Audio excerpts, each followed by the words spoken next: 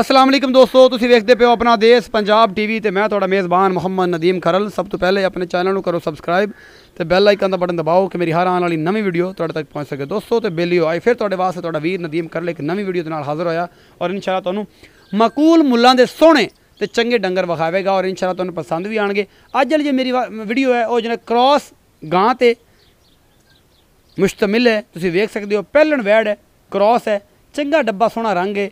बिल्कुल कैमरामैन साहब इधरों खलो के मुँह विखाओ, लोग दसन वाकई क्रॉस वैड़ी है कि बस एवं गल्लां ही बड़ियां। ए मेरा कैमरामैन तुहानूं दिखा रहा है जी, बिल्कुल क्रॉस है, फ्रीजन ते चौलस्तानी क्रॉस है या कोई भी है। मालक नूं पुछांगे, सारा कुछ मेरा कैमरामैन दिखाएगा। उस तो बाद मालक नूं पुछ लावांगे, घर का माल है जनाब, उन्होंने तुसीं कट्ठियां वच्छियां वेखदे ने। पहलन वैड़ी एडी असील ते सो निपला नंगा पूरा मुठ मुठ दा थण, सोहनी जी छोटी जी गां है जनाब। मेरा कैमरामैन तुहानूं तसल्ली बख्श सारा कुछ विखा रहा है और तुहानूं इंशाअल्लाह ये पसंद भी आएगी।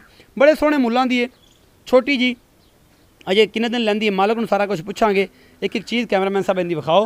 उस तो बाद जनाब मुँह दोंदी ये जनाब तुसीं मूँह दा खोल के विखाना है ते सारी गल्लां तुहानूं फिर फोन ते ही पुछांगे सामने। आओ खा इत्थे भाई इस्लाम ते दसो खा मूँह खोल के।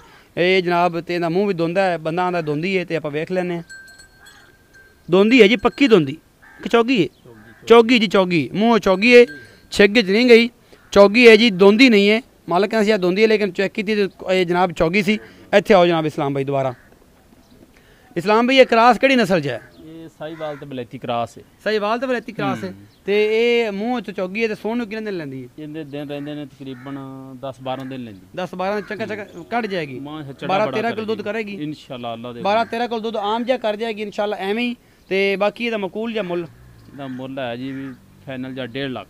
1.5 ਲੱਖ रुपया फाइनल या मुੱਲ है जी। पहलन वैड़ी का तुसीं वेखते पे छोटी जी मुटियार है, सोहनी है तो सऊ भी है, चंगी असील बड़ी उनस वाली है। बार बार मुँह मेरे वाल लियांदी है तो मैं इन्हूं प्यार कर देना इहदे सिर ते।